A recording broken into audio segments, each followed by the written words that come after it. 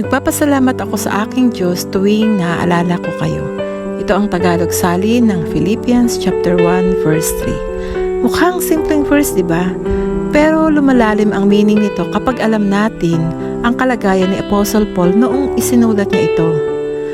That time, nasa kulungan siya nung isinulat niya ang liham na ito para sa mga taga-Philippi. Pero imbis na reklamo, pasalamat ang lumabas sa puso niya. Bakit? Dahil tuwing naaalala niya ang mga believers sa Philippi, hindi lang tao ang naaalala niya. Nakikita niya ang katapatan at biyaya ng Diyos na kumikilos sa kanila. Tuwing naalala niya sila, nagpapasalamat siya sa Diyos. Ang mga taga-Philippi ay kabilang sa mga taong sumuporta kay Paul. Nagpray para sa kanya at naging partner niya sa pagpapalaganap ng gospel. Ganyan din sa buhay natin, di ba? Minsan kapag may mga tao tayong naaalala, napapangiti talaga tayo. Yung presence nila becomes a quiet testimony of God's goodness.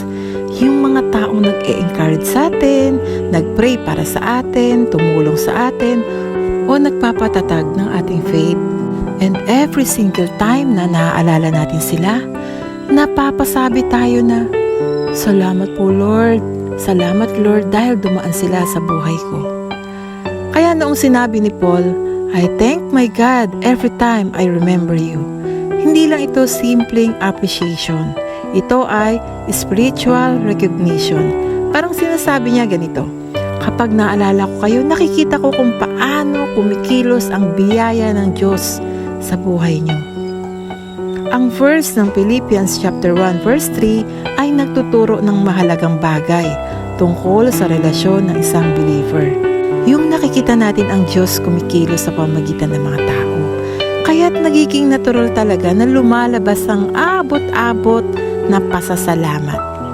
Kasi sa halip na sama ng loob, may thanksgiving. Sa halip na tumingin sa imperfections, nakikita ang grace ng Diyos sa buhay ng iba.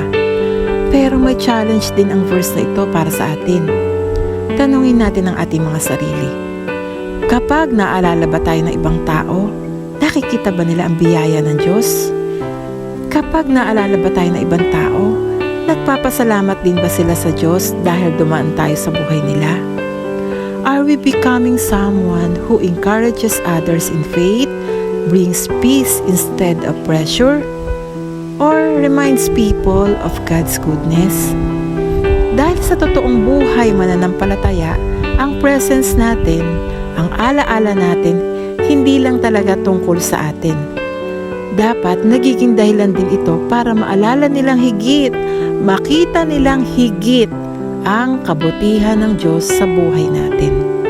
Kapag natutunan nating magpasalamat sa Diyos para sa mga taong nasa buhay natin or mga taong dumaan na sa buhay natin, makikita talaga natin dito na madalas ang pagmamahal ng Diyos ay sa pamamagitan ng mga tao, sa mga ginagawa nila sa atin or ginawa nila sa caring words at sa faithful companionship. Sa bawat memories, sa bawat pag-alala, sa bawat appreciation para sa mga taong nagdaan at hanggang ngayon kasabay at hanggang ngayon kasama sa lakbay ng buhay, ang puso natin ay kusang nagsasabi na, "Salamat po Lord.